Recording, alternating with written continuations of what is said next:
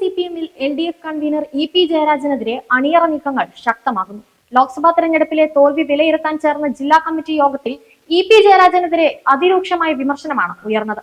LDF convener സ്ഥാനത്തിരിക്കുന്ന EP Jayarajan വൻ പരാജയമാണെന്നും തൽസ്ഥാനം രാജിവെക്കാൻ തയ്യാറാകണമെന്നും ചില അംഗങ്ങൾ ആവശ്യപ്പെട്ടിരുന്നു. കണ്ണൂർ ജില്ലയിൽ ഒതുങ്ങിയാണ് EP പ്രവർത്തിച്ചത്. സംസ്ഥാന അടിസ്ഥാനത്തിൽ പ്രവർത്തിക്കേണ്ട EP ജയരാജന്റെ സാന്നിധ്യം മുന്നണി പരിപാടികളിൽ ഉണ്ടായില്ല.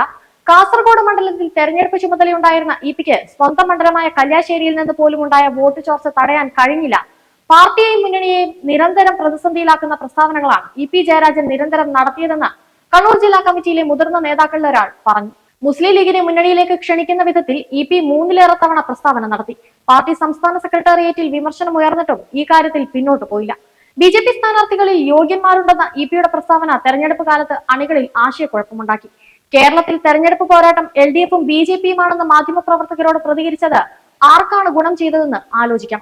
ആക്കുളത്തെ മകന്റെ ഫ്ളാറ്റിൽ BJP കേരള പ്രഭാരിയുമായി കൂടിക്കാഴ്ച നടത്തിയ EP-യുടെ നടപടി പാർട്ടിയോട് അടുത്ത് നിൽക്കുന്ന കാന്തപുരം വിഭാഗത്തിന്റെ ഉൾപ്പെടെ വോട്ട് ചോർത്തുന്ന സാഹചര്യമുണ്ടാക്കി. ജാവദേക്കറുമായി താൻ കൂടിക്കാഴ്ച നടത്തിയെന്ന് EP വെളിപ്പെടുത്തിയത് പോളിംഗ് ദിവസത്തിലാണ്.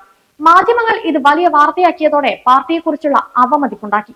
EP ജയരാജൻ BJP-യിൽ ചേരാൻ ദല്ലാൽ നന്ദകുമാർ മുഖേന ശോഭാ സുരേന്ദ്രനുമായി രഹസ്യ കൂടിക്കാഴ്ച നടത്തിയെന്ന വാർത്തകൾ കേരളത്തിൽ മാത്രമല്ല ദേശീയ തലത്തിലും പാർട്ടി നടത്തുന്ന BJP വിരുദ്ധ പോരാട്ടങ്ങളെ ദുർബലമാക്കി.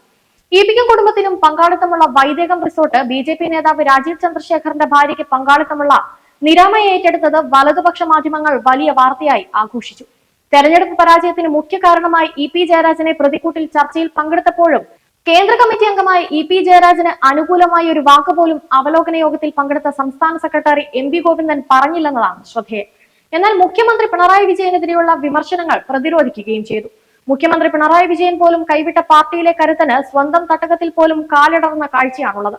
കണ്ണൂരിൽ മാത്രമല്ല എറണാകുളം പോലുള്ള മറ്റു ജില്ലാ കമ്മിറ്റി യോഗങ്ങളിലും EP ജയരാജനെതിരെ വിമർശനം ഉയർന്നിട്ടുണ്ട്.